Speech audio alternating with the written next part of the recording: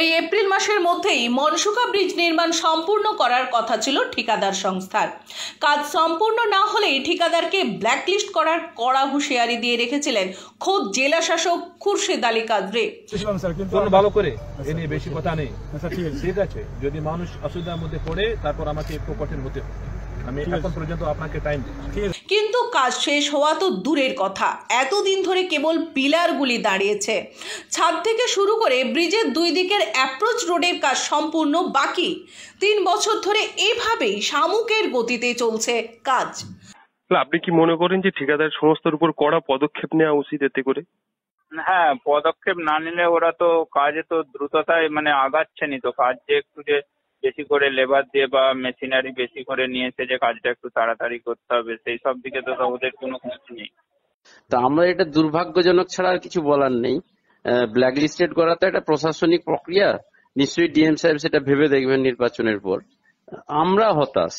2021 সালের 22শে জানুয়ারি তড়িঘড়ি ব্রিজের শিলান্যাস করে গিয়েছিলেন তৎকালীন পঞ্চায়েত ও গ্রামোন্নয়ন মন্ত্রী সুব্রত মুখোপাধ্যায়।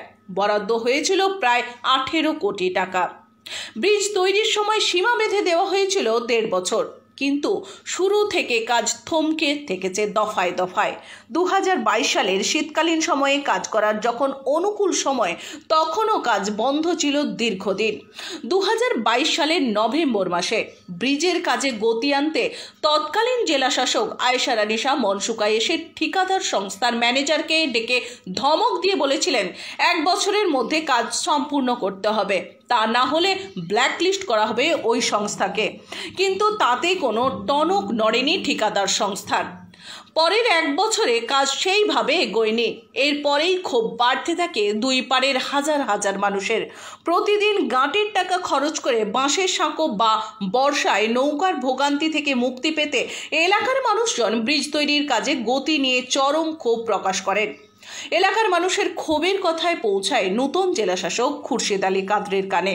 2023 সালের 28শে নভেম্বর সেতুর জাগ দেখতে মনসুকায় আসেন জেলা শাসক। সেই দিন ঠিকাদার সংস্থাকে ফের ধমক দিয়ে তিনি জানিয়ে দেন এপ্রিল মাসের মধ্যেই কাজ শেষ না হলে কড়া পদক্ষেপ নেওয়া হবে। একেবারে সরকারিভাবে ঠিকাদার সংস্থাকে কালো তালিকাভুক্ত করা হবে। ভালো করে এ নিয়ে বেশি কথা নেই, ঠিক আছে? যদি মানুষ অসুবিধার মধ্যে পড়ে তারপর আমাকে একটু কঠিন হতে হবে। আমি এখন পর্যন্ত আপনাকে টাইম দিই, এরপরে আমি টাইম দেবো। আমি আপনাকে একটা লাস্ট এটা বলছি, দীর্ঘদিন থেকে এই নিয়ে একটু মানুষের ক্ষোভ আছে। সিএম ম্যাডাম যদি আমাদের বলেছে অলরেডি ইনঅগ্রেশন করা হয়েছে, তারপর কেন এখানে এটা পেন্ডিং থাকে? মনসুকার ব্রিজ কতদিনের মধ্যে কমপ্লিট হবে? আমি তো এপ্রিল মাসে টাইম দিয়েছি, +-20 ডেজ, প্লাস এখানে একটু ইস্যুজ আছে। কিন্তু আমি ইকে বলেছেন আমাদের এভরি 15 ডেজ আমাদের ওয়ার্ক প্ল্যান দিয়ে দেবে, প্লাস আশা করছি কি টাইম হিসাবে যে আছে মোতাবেক আমাদের এই কাজগুলি কমপ্লিট হয়ে যাবে। কালো তালিকাভুক্ত কথার অর্থ হলো ওই ঠিকাদার ভবিষ্যতে কোনোদিন সরকারি টেন্ডার পাবে না এবং ওই কাজ থেকে তাকে বরখাস্ত করা হবে।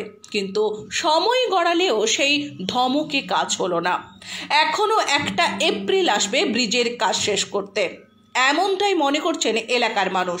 যারা গিয়েছে ব্রিজের পশ্চিম দিকের অ্যাপ্রোচ রোড করার জন্য জায়গা সংক্রান্ত জটিলতা এখনও কাটেনি। এই জায়গাটি ব্যক্তিগত জায়গা, সরকারি নিয়ম মোতাবেক সেই জায়গা জট এখনও কাটেনি। কিন্তু একের পর এক জেলা শাসকের ধমক আর হুঁশিয়ারির দাওয়ায় যে কোনো কাজে আসছে না তা কার্যত স্পষ্ট। তাহলে কি ঠিকাদার এবার কালো তালিকাভুক্ত হবেন, নাকি বিগত দিনের মতোই চুপ থাকবেন জেলা শাসক? সেটাই দেখার। এই নিয়ে ঘাটালের বিজেপি বিধায়ক শীতল কপাট বলেন, বড় বড় সরকারি আধিকারিকরা ঠিকাদারকে পরিচালনা করেন নাকি ঠিকাদার তাদের চালান, এটাই বড় প্রশ্ন। বর্তমান সরকারের আমলে ঠিকাদারের উপর বলার কেউ নেই। এই নিয়ে মনসুকা 1 গ্রাম পঞ্চায়েত প্রধান মিলন পাত্র এবং ঘাটাল পঞ্চায়েত সমিতির সহসভাপতি কি বললেন শোনাবো। মনসুকা থেকে মনসারাম করের রিপোর্ট। সংবাদ পাঠে আমি Mousumi Mukhopadhyay, Ghatal Republic TV digital media. 21 সাল থেকে শুরু হয়ে 22, 23, 24 আজ এপ্রিল শেষ হয়ে গেল। এতদিন কেন লাগছে এটা আমাদের বিশাল বড় প্রশ্ন। এলাকার মানুষ একটা তো আশা প্রত্যাশা নিয়ে থাকে। এতগুলো বন্যা গেছে, মাঝে কত কষ্টে আছি আমরা, কত সাঁকো ভেঙে গেছে। তো সরকার ফান্ডিং করছে, তারপর এজেন্সি কাজ করবে না, এটা চলতে পারে না। আমরাও প্রশাসনকে বলবো যে এই যে বড় একটা এজেন্সি, শুনছি ইনি 7-8টা এই ধরনের ব্রিজ করছেন, কিন্তু এনার প্রশাসন বলার পরেও কেন এনার কাজে সেইভাবে গতি নেই, আমরা ভীষণভাবে মানে যন্ত্রণা পাচ্ছি। ইমিডিয়েট এটা দ্রুত পদক্ষেপ নেওয়া উচিত এবং আমরা এলাকা মানুষের পক্ষ থেকে বলবো দ্রুত যাতে এটা শেষ হয়। আবার বর্ষা নামবে, ফিফথ পিলার যেটা সেটা কমপ্লিট হলো নি, 150 মিটারের মতো ব্রিজের এখনো ঢালাই হয়নি। অ্যাপ্রোচ রোড আমরা আলোচনা করে অনেকটা এগিয়ে রেখেছি, ওটা সমাধান হয়ে যাবে। ভোটের পরে আমরা বসে এসডিও অফিসে এসডিও সাহেবের নেতৃত্বে বসে আমরা মিটিয়ে দেবো ওটা। আপনারা এটাকে কি মানে কেমন চোখে দেখছেন এখন সাধারণ মানুষের এই যে সমস্যা? সাধারণ মানুষের সমস্যা বলতে মেনলি এপারের লোকের মানে পূর্ব পাড়ের লোকের তো সমস্যা বহুদিনের, কিন্তু এই যে এখন প্রথম শুনেছিলাম যে 1.5 বছরের মধ্যে ব্রিজ পুরো রেডি হয়ে যাবে, কিন্তু 1.5 বছর ছেড়ে এখন 3 বছরের উপরে হয়ে গেল মনে হচ্ছে।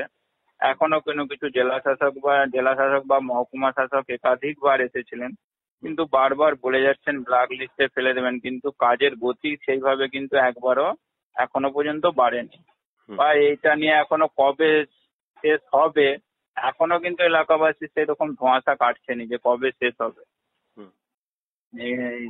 তাই জেলা শাসক বা মহকুমা শাসককে আমি আবার বলবো যাতে এসে একটু কাজটা যাতে দ্রুততার সঙ্গে হয়, তারা একটু তদারকি করুন, কারণ আমরা এখানে বললে তো আমাদের কথা ততটা এখানে গুরুত্বপূর্ণ পাবে না। আমি সেই কথাই বলবো যে মহকুমা শাসক এবং জেলা শাসক আসুক, এসে অন্তত, কারণ তারাও হয়ে গেল আজ বহুত দিন হয়ে গেল আসেনি এইদিকে।